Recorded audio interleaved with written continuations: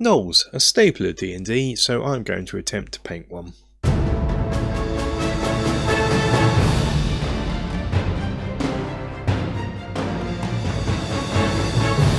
Hello, welcome to the Battling Barrow. In this video I'm going to do another thing where I paint stuff. I would not call it a tutorial of any sorts. I just enjoy painting. I'm not very good at it, but someone might get some benefit out of this. Perhaps someone who's just started, got some gnolls, want to know how to paint them, or perhaps someone who's a better painter than me just doesn't know what colours to use. Maybe you can use this as a baseline and take it to the next level for me. As I said, not a great painter.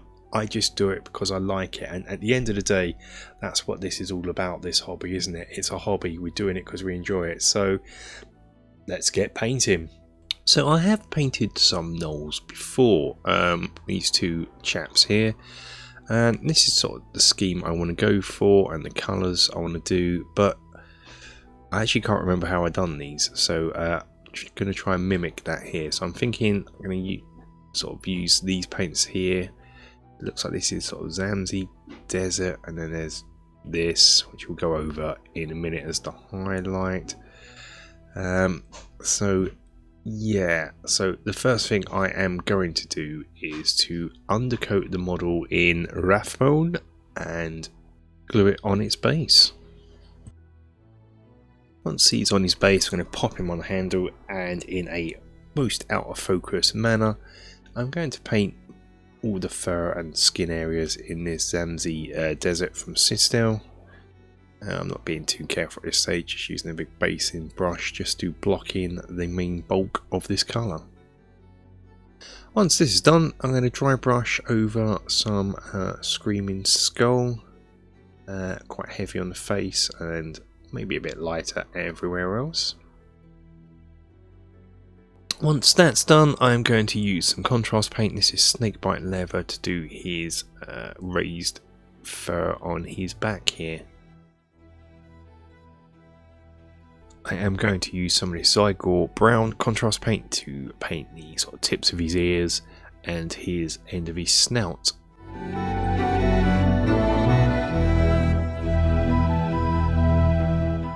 Using this same colour, I'm going to dot in some spots. Hyenas have spots, right? I also use this for the straps, which I painted on. But now we are going to use some red contrast paint for his clothing and cloth areas.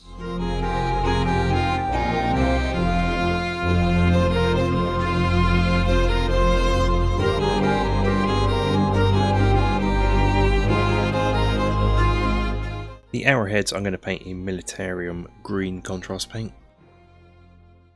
I am going to use this horse tone Ryan from Coat Arms, and I'm going to paint this on the wooden parts of the bow.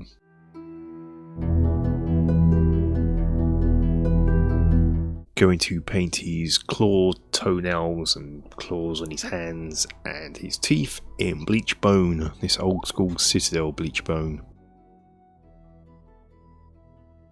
And now time for another old school Citadel colour. This is bolt gun metal, which I'm going to paint all the metal parts on this model. He's wearing some sort of chainmail wife beater t-shirt type thing. See if I can describe it.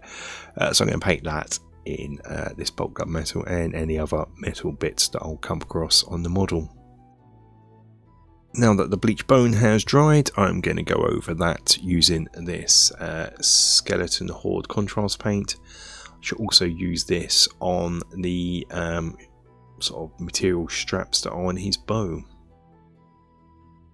And to use this Agrax Earthshade just to add a bit of definition into his eye sockets. And then I'm going to use that to go over the wood on his bow to bring out the details there. The handle of his sword, or the hilt of his sword, I'm painting in this Panzer Grey, which is a really dark grey from Coat Arms. It's black shading time. You can use Gnoll, but I've got this. I've already done a review on it. This is an armor ink wash from Coat Arms.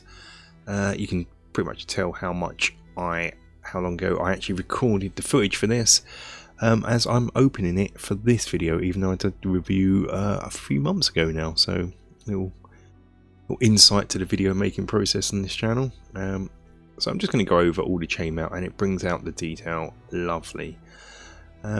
It's not pure black, this wash. It's the only way I can describe it. There is sort of, I don't know, maybe a hint of brown in it, so it's just got this lovely, gives it just a lovely colour armour. So yeah, I highly recommend this. I much prefer this over Gnoll, but there is nothing wrong with Gnoll if that's all you've got. Should I come in with some mid-grey from Coat Arms and just paint this over his base. So we have some Sunburst Yellow from Old School Citadel, and I'm going to use that to pick out his eyes. This is probably my, being not a skilled painter, eyes are something I dread doing. Even at this stage, I can get them to look quite derpy even without pupils. Let's see here on that side. Oh well. I tend not to use paint to do pupils. I use micro pens. This is a really super fine nib, and of course I'm doing this slightly off camera because I'm awesome. I'm just going to put in a pupil, and even with my terrible skills I can get him to look derpy. Thank goodness he's out of focus, but there we go. That's what he looks like. That eye looks good, the other one looks bad. Now on to basing. I am going to use Sterling Mud, or in my case my own homemade version of Sterling Mud. I just utilise the Sterling Mud tub to when I make my own, just to keep it in. So I'm going to apply that across his base. And then I'm going to paint the rim of his base grey, as all my D&D figures have grey rim bases, even if they have wilderness-esque top parts of the base. And that's pretty much him done.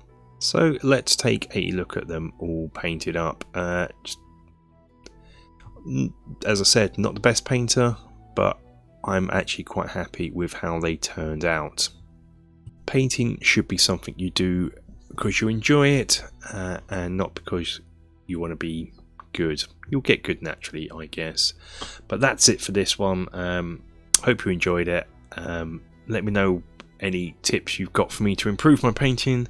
Be kind, and until the next video, stay safe, take care.